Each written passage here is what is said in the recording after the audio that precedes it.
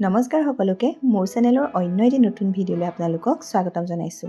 আশা কৰোঁ সকলো ভালে কুশলে আছে।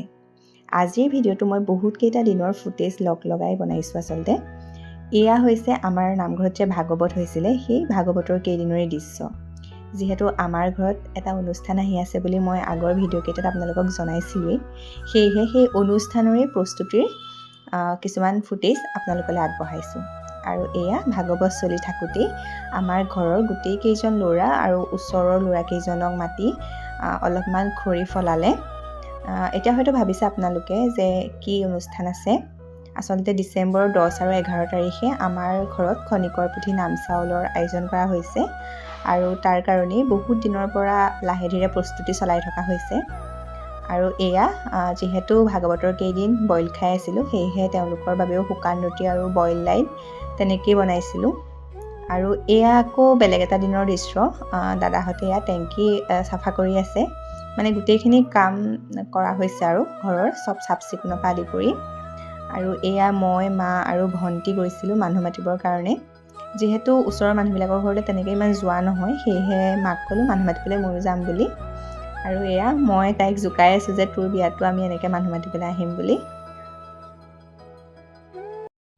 হেল্ল' ৰাইজ, এতিয়া বাজিছে সন্ধিয়াৰ প্ৰায় 5:40 আৰু মই ডিউটিৰ পৰা আহিয়ে চিধা লাগিছোঁ কামত।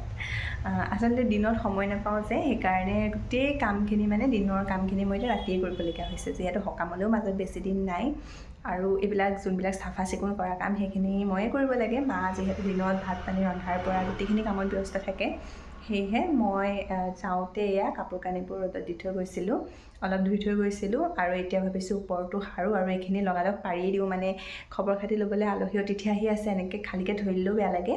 সেয়েহে ধুনীয়াকৈ চিজিল কৰি লওঁ আৰু এখন কাপোৰ লৈ লৈছোঁ। যিহেতু ধূলি মানে অকণমানকৈ লাগিলেই মোৰ চৰ্দি হৈ যায় আৰু তাতে এতিয়া ঠাণ্ডাও পৰিছে, অকণমান ডিঙিটো চেৰচেৰাই আছে, সেইকাৰণে কাপোৰ চাপোৰ লৈ লৈছোঁ।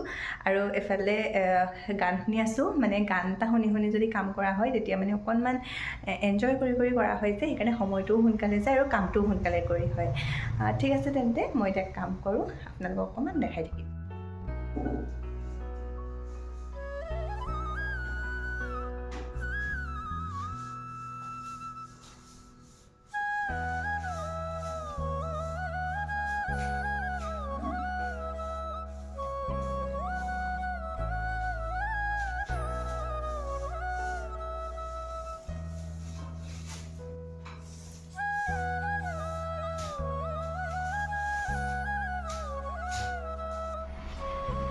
পুৰা কামত লাগি আছে আমাৰ ৰাইজ।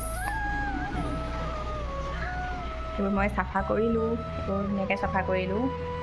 এতিয়া মই সাৰিম, সাৰি পেলাই এইবোৰ চোফাবোৰ এইবোৰ চব পাৰি দিম ধুনীয়াকৈ। মাজতে তামোল এখন খাই লৈছে। এই যে ফটোখন এখন কেনেকুৱা লাগে জনাবচোন দেই। এইখন প্ৰেম মন্দিৰৰ পৰা অনা হৈছিলে, মানে মই গিফ্ট পাইছিলোঁ বাৰু। আৰু এইখন গম পাইছে চাগে বৰদোৱাৰ পৰা অনা হৈছিলে।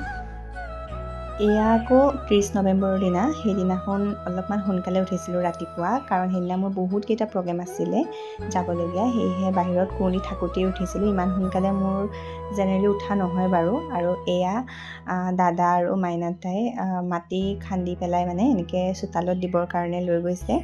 আচলতে আমাৰ গাঁৱৰ জেগাত যিকোনো এটা অনুষ্ঠান পাতিবলৈ খুব বেছি সুবিধা, কিয়নো ওচৰ পাজৰৰ সকলো মানুহ আহি খুব ধুনীয়াকৈ সকলো কামতে সহায় কৰি দিয়ে। আৰু তাতে আমাৰ ঘৰত মানুহৰ সংখ্যা অলপ সৰহ, সেইকাৰণেও আমাৰ বহুতখিনি সুবিধা হয়। আৰু যে এই গছজোপা ৰভা দিবৰ কাৰণে কাটিবলগীয়া হ'ল, সেইটো অলপ দুখ লাগি আছে বাৰু। যিমান যি নহওক গছজোপা বহুত বেছি পুৰণি কৰি আছিলে। এয়া আকৌ 2 দিনমানৰ পিছৰ ভিডিঅ'। মা, বৰমা, পেহী আমি সকলোৱে ভকতসকলক দিবৰ কাৰণে যিখিনি মানে কাপোৰ আনি থোৱা আছে সেইখিনি ধুনীয়াকৈ পেকিং কৰি এনেকৈ বেগত ভৰাই গৈছোঁ। মানে গোটেই কামখিনি এফালৰ পৰা চিজিলকৈ কৰি গৈছোঁ আৰু যাতে পিছত লৰালৰি নহয়। আৰু গোটেইখিনি কাম এনেকৈ লগে ভাগে কৰিলে মানে অলপ সুবিধা হয়। এনেকুৱা অনুষ্ঠান আগতে যিহেতু পাতিও পোৱা নাই, সেয়েহে বৰ ভালকৈ মা আৰু পাপায়ো নাজানে, সেয়েহে সকলোৰে পৰামৰ্শ লৈ এনেদৰে আমি গোটেইখিনি কাম আগবঢ়াই লৈ গৈছোঁ।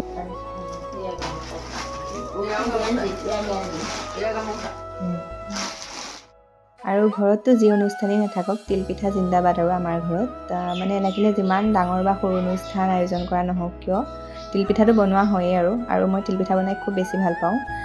মায়ে পিঠাগুড়িখিনি বাহঁতৰ লগত দিনত খুন্দি থৈছিলে আৰু ৰাতি বা মই আমি লগ হৈ পেলাই এনেকৈ তিলপিঠা বনালোঁ। তিলপিঠা বনাই বহুতে বেয়া পায় বাৰু, কিন্তু মই আকৌ তিলপিঠা বনাইহে বেছি ভাল পাওঁ আৰু ধুনীয়াও হয় বাৰু। সকলোৱে কয় আৰু মোক তিলপিঠাকেইটা ধুনীয়া হয় বুলি।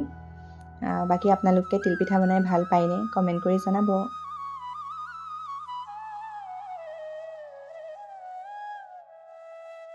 এইফালে লাহে ধীৰে পেণ্ডেল দিয়াৰ কামো ষ্টাৰ্ট কৰিছে। আৰু আজিৰ ভিডিঅ'টোত মই আপোনালোকক প্ৰায় 7-8 দিনমানৰ ভিডিঅ' একেলগে লগাই দেখালোঁ, কেনেদৰে কি প্ৰস্তুতি চলাইছিলোঁ। বাকী আপোনালোকেও আশীৰ্বাদ কৰিব যাতে খুব ধুনীয়াকৈ সকামভাগ হৈ যায়। আৰু ভিডিঅ'টো চাই কেনেকুৱা পালে জনাব, আৰু বাকীসমূহ ভিডিঅ' চাবৰ বাবে মোৰ চেনেলটো ছাবস্ক্ৰাইব কৰিব। আজিলৈ আহিছোঁ, বাই বাই।